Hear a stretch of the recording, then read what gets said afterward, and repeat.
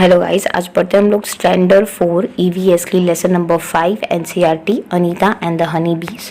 My name is Anita Kushwaha. I live in Bocha village. यहाँ पे अनीता यहाँ पे अपने आप को इंट्रोड्यूस करिए, बोल रहे हैं कि मेरा नाम अनीता खुशवाहा है और मैं बोचा विलेज में रहती हूँ। The village is the Muzaffarpur district in Bihar, और ये बिहार में आने वाला एक छोटा सा शहर है, that is a Muzaffarpur. I stay with my parents and 2 younger brother. यहाँ पे बोल रहा है कि मैं सबसे बड़ी हूँ, मैं अपने पेरेंट्स के साथ रहती हूँ और मैं अपने छोटे 2 भाइयों के साथ रहती हूँ। I study in the college, मैं कॉलेज में रहती हूँ। Beside studying I teach young childrens. I also keep honey bees. मैं उसके अलावा पढ़ती हूँ और पढ़ने के अलावा मैं यंग बच्चों को भी पढ़ाती हूँ। And I also keep the honey bees, और मैं हनी बीज को भी रखती हूँ। All this have not been easy for me. ये सब चीज़ें ईजी नहीं है मेरे लिए। When I was young I use to spend all my time with my goats as they graze for the food. जब मैं छोटी थी तब मैं अपना most of the time goats के साथ स्पेंड करती थी।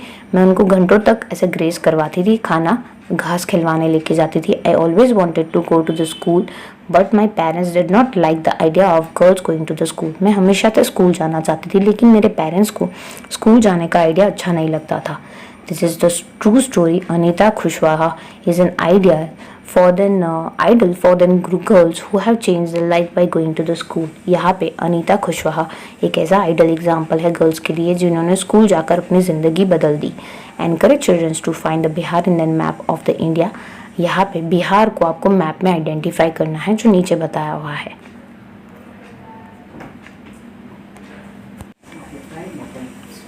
A dream of a school. One day I reached a school, silently sat down behind the children's. एक दिन मैं स्कूल पहुंची और मैं बच्चों के पीछे बैठ गई। I felt so happy. मुझे बहुत खुशी हुई। When I come back home, collect courage to talk to my parents about school.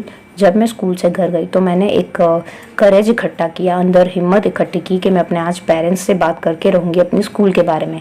But they clearly told me not to go to the school. I cry a lot. But clearly मेरे parents ने मुझे मना कर दिया और मैं बहुत ही रोई।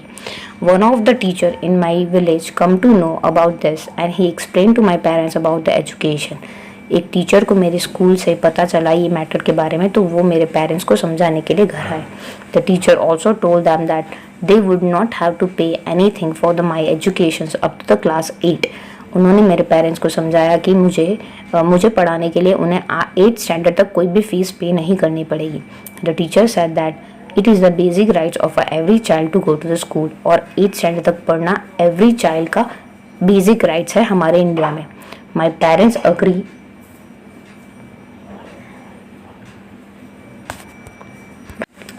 माई parents agreed and I started going to the school. मेरे मम्मी पापा अग्री करे और मैं स्कूल जाना स्टार्ट किया। I was not so intelligent but I always ask a question. मैं इतनी इंटेलिजेंट नहीं थी, लेकिन मैंने बहुत सारे क्वेश्चन पूछे। List out how much money you spend in 1 year for the various school related things. यहाँ पे पहली थिंग्स लिखेंगे travel to school and back, तो यहाँ पे हम लोग लिखेंगे 12,000 रुपीज़। नोटबुक लगभग 600 रुपये। Pen pencil 1000। Uniform 2000। School bag 500। Lunch box 200। Shoes and footwear 1000। Other things यहाँ पे कुछ आप लिस्टेड आउट करके लिख सकते हो जो आपको अदर एक्सपेंसेस लगते हो वो। How much did you spend on your book this year. आपने ये साल अपने बुक में कितने पैसे स्पेंड किए। सो आपने जितने स्पेंड किए हो आप लिख सकते हो, suppose to be 1000। Draw picture of your school uniform of your choice in your notebook. आपको जो यूनिफॉर्म अच्छा लगता है वो आप नोटबुक में ड्रॉ करके बता सकते हो। Studies continue. I pass class 5। मेरी स्टडी कंटिन्यू हुई, मैंने क्लास 5 पास कर ली। I knew that cost of my study would increase now. मेरी जो स्टडी के पैसे जो है, मतलब स्टडी की जो कॉस्ट है, अब मुझे लगने शुरू हो जाएगी, मतलब ज़्यादा लगेगी, पैसे ज़्यादा खर्च होंगे मेरी स्टडी के पीछे। बुक्स है, transportation etcetera etcetera. My parents were not ready for my education but I wanted to study. मेरे मम्मी पापा तो अभी भी रेडी नहीं थे मेरे एजुकेशन के लिए, लेकिन मुझे स्टडी करना था। I started to teach the younger children. इसीलिए मुझसे छोटे जो बच्चे हैं मैंने उनको पढ़ाना शुरू किया। From that money I continue my study, और जो भी पैसे मिले उससे मैंने अपनी स्टडी को कंटिन्यू किया। Let's talk. Every child has a right to study. Education up to the 8 is free. हम लोग को पता है कि हमारे यहाँ 8 तक की स्टडी इंडिया के अंदर फ्री है। What do you know about this? ये हमारा ह्यूमन राइट्स है. Slowly I started talking to the parents in the village about sending this daughter to the school. धीरे धीरे मैं बाकी सबको बताने लगी, पेरेंट्स को मेरे विलेज के, कि डॉटर्स को स्कूल भेजना क्यों ज़रूरी है और सेंड कीजिए, भेजिए आपकी बेटी को school. My parents also started helping me in my work. और फिर धीरे धीरे मेरे पेरेंट्स को भी समझ आ गया और उन्होंने भी मुझे ये वर्क में मदद की. My mother use to do all the household work so that I could get the more time to study. मेरी मम्मी मेरे घर का सारा काम कर लेती थी ताकि मुझे ज़्यादा से ज़्यादा टाइम स्टडी के अंदर मिले.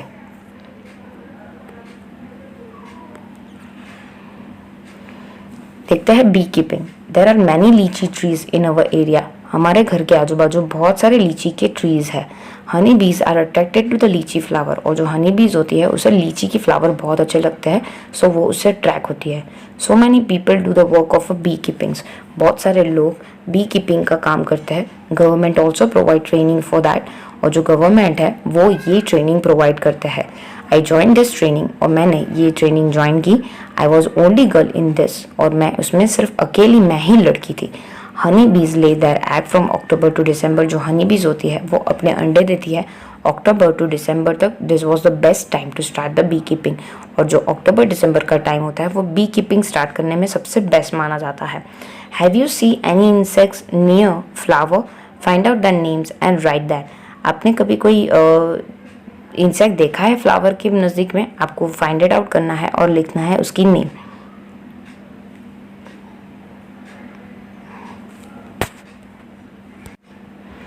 आप लिख सकते हो I have been butterfly. I have seen the butterfly and the honey bees. मैंने देखा है बटरफ्लाई और हनी बीज को कलेक्ट करते हुए फ्लावर में से nectar. Why do they comes near to the flower? Find out. हम लिख सकते हैं कि जो फ्लावर के पास जो बीज है वो क्यों आती है. सो आप लिख सकते हो to collect the nectar. Nectar मतलब एक स्वीट जूस होता है जो फ्लावर के पास से मिलता है और वो हनी बनाते हैं. फिर draw and colour the pictures in the notebook. आप कलर करके नोटबुक में ड्रॉ कर सकते हो. When house bees fly there is a kind of a sound. Can you try to copy this sound? So आप लिख सकते हो बजिंग साउंड. बज ऐसा साउंड आता है, that is a buzzing sound. Becoming a bee keeper. I completed my bee keeping course. मैंने अपना बी कीपिंग का कोर्स कंप्लीट किया. But I need more money to start work. मुझे अब और ज़्यादा पैसे चाहिए होते हैं मुझे अपना काम स्टार्ट करने में. I continue to teach and collect 5,000. मैंने अभी और पढ़ाया बच्चों को और मैंने 5,000 रुपये जमा किए. With this money I bot 2 boxes for the keeping बीज. और मैंने 2 बड़े बड़े बॉक्सेस बनाए जहाँ पे मैं बी को रखूँगी. ईच बॉक्सेस कॉस्ट में 2,000 रुपीज़. एक बॉक्स की कीमत मुझे 2,000 पड़ी, तो मैंने 2 बॉक्स खरीदे, इसलिए मुझे 4,000 का पड़ा. With the remaining money I bought a sugar to make a syrup for the honey bees and medicine to clean the bee hive. और जो 1,000 रुपीज़ बचे उससे मैंने हनी बीज को अट्रैक्ट करने के लिए शुगर सिरप खरीदा और मेडिसिन खरीदी ताकि मैं बी हाइव्स को क्लीन कर पाऊँ. यहाँ पे आपको दिख रहा है जो प्लेट्स उसने खरीदी वो, और नीचे जो दिख रहा है दैट इज़ योर बॉक्स. यहाँ पे नीचे बॉक्स जो बॉक्स में डाल रही है ये डब्बे दिखाई दे रहे हैं, वो डब्बे उसने खरीदे 2,000 में. That was in the September. वो सितंबर में मैंने किया. By December I had so many बीज. मुझे दिसंबर तक बहुत सारी बीज कलेक्ट हो गई. Still I had to buy 2 more boxes. फिर भी मुझे 2 और बॉक्स खरीदने थे. I was still learning about bee keeping. मैं अभी भी बी कीपिंग कैसे करते हैं वो सीख रही थी. Many time the bees would sting मी. कभी कभी तो मुझे बीज जो थी वो काट लेती थी. My hands and face got swollen. और मेरा मुंह पूरा सूज जाता था, हाथ पूरे फूल जाते थे. It would pain a lot. और मुझे बहुत पेन होता था. I can not complain to anybody because I myself had decided to do this work. मैं किसी को ये कंप्लेन नहीं कर सकती क्योंकि मैंने ये खुद डिसाइड किया था ये जॉब करना, ये काम करना, इसलिए मैं इसके बारे में किसी से भी कंप्लेन नहीं कर सकती थी. What do you people do when the bee has stung? यहाँ पे ऐसा पूछ रहे हैं कि जब बी स्टंग होती है तो आप क्या करते हो? तो लिख सकते हैं they usually put a lime और द सोडा. आप लाइम डाल दो या फिर सोडा लगा दो तो आपको बी स्टंग से अच्छा हो जाएगा. ऑन अ लीची trees flower have Bloom in the February. लीची ट्री के जो फ्लावर है वो फेब्रुआरी में खिलना शुरू हो गए. I put all my boxes near the लीची ऑर्चर्ड्स. और लीची के ऑर्चर्ड्स के पास, लीची के पेड़ के पास मैंने अपने सारे बॉक्सेस रख दिए. I collect 12 kg of the honey from the each box. मुझे एक बॉक्स में से 12 किलो हनी मिला. I sold this in to the market and this was my first earning from the bees. और पहली इनकम मुझे बीज से मिली. Now I have 20 boxes. मेरे पास 20 बॉक्सेस है, तो उसकी कितनी इनकम होगी, कितने किलो उसने किए होंगे. तो सपोज भी what will be the total cost of 20 boxes. उसने एक बॉक्सेस का अगर देखने जाए तो उसे मिला था 2000. सो आप लिख सकते हो cost of 1 box is equal to 2000. So cost of 20 box is equal to 2000 multiply by 20. सो उसे टोटल 40,000 रुपीज़ मिले. Every day I go to the college on the cycle. मैं रोज़ साइकिल पे कॉलेज जाती हूँ. My college is a 5 kilometre away in the town. मेरी जो कॉलेज है वो मेरे घर से 5 किलोमीटर दूर है. Now you also know about Anita. अब आपको अनीता के बारे में पता चल गया. Anita is known by every one in all the village near by. और अनीता ने अपने काम से आजू बाजू हर जगह वो फेमस हो गई. She goes to the all village meeting and talk about how important it is for every one to study. और वो हर गाँव में जाके, हर मीटिंग्स में जाके एक्सप्लेन करना शुरू कर दिया कि ये जो पढ़ाई है वो लेडीज़ के लिए, ये गर्ल्स के लिए क्यों इम्पॉर्टेंस है. Sometimes people make fun of her. कुछ लोग उसका मजाक उड़ाते थे. But Anita know what she has to do. लेकिन अनीता को पता है कि उसे क्या करना है. Anita wanted to become the wholesaler so that she can help a villager to get the right price for their honey.